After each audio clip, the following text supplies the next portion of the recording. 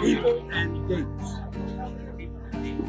And the first people that I think are important, and the date is July 6th, 1960. And the people are somebody all of you knew, Pop, Hank, and Nana Ella. It was on July 6th. They took me aside and said, "Boy, it's over, get a job." I was going to the dentist. I had to hitchhike. The guy who's my neighbor stopped and picked me up, and his name was Elmore Slayball, who happened to be the superintendent of schools in Egg Harbor Township. He asked me what I was going to do. Instead of me telling him my plan was to go to New York, like Hollywood, and get a role on Broadway, I told him I was going to go to graduate school, but I had changed my mind and now was going to teach. When I got home from the dentist, I had 3 appointments already for job interviews. And the first one I went to was in Clayton. So we have to toast Elmore Slayball.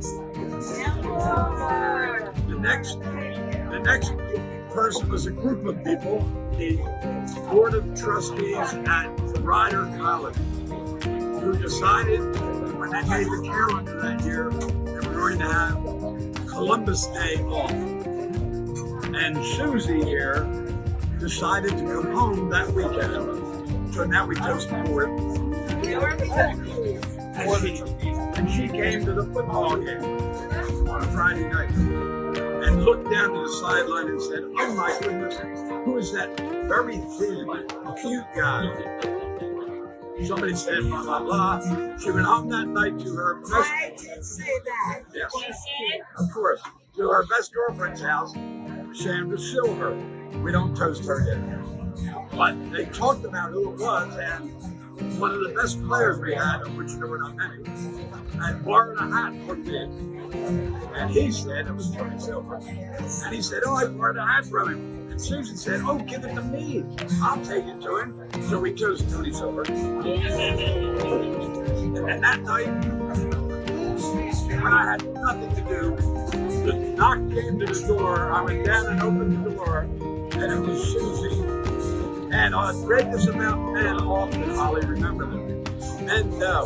And I knew immediately when I looked at her, this was the one. So now we chose Susie.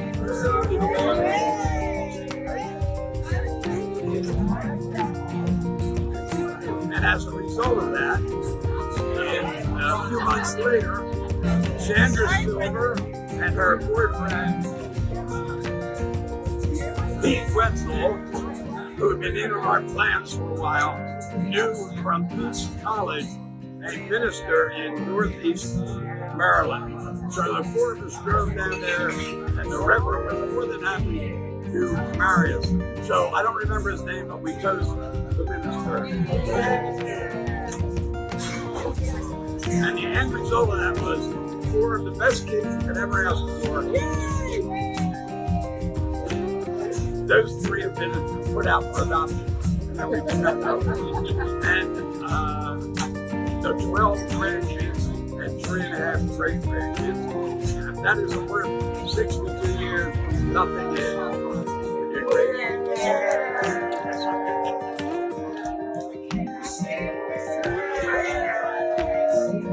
That's all I know.